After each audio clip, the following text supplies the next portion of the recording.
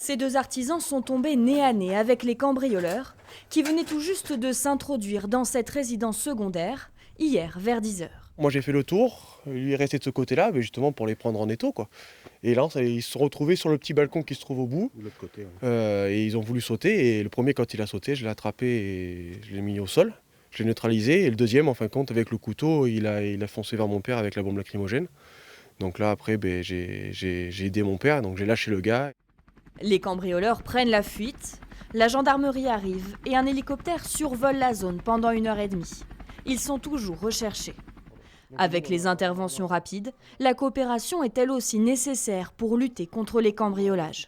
Avec par exemple la participation citoyenne, comme en témoigne le maire d'une commune voisine. Ce matin, nous avons reçu un SMS, l'ensemble de la participation citoyenne, pour le cambriolage qu'il y a eu à Crescens-Sakipisso hier. En nous disant, c'est tel véhicule avec telle immatriculation, si vous, voilà. Donc ça, c'est extrêmement efficace. Son école a elle aussi été cambriolée la semaine dernière pour un préjudice estimé à 5 000 €. Cette porte a été entièrement défoncée, c'est le bureau de la directrice, c'est là où il y a eu des vols d'ordinateurs portables, voilà, et un rétroprojecteur. Il prévoit de se doter d'une alarme, d'autres investissent dans des caméras de surveillance.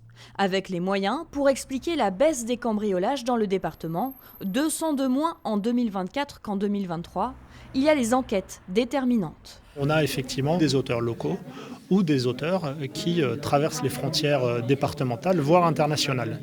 Et donc évidemment on travaille en lien avec les autres départements, avec le niveau national et toutes les capacités de la gendarmerie pour essayer de mettre fin à ces phénomènes sériels de délinquance itinérante.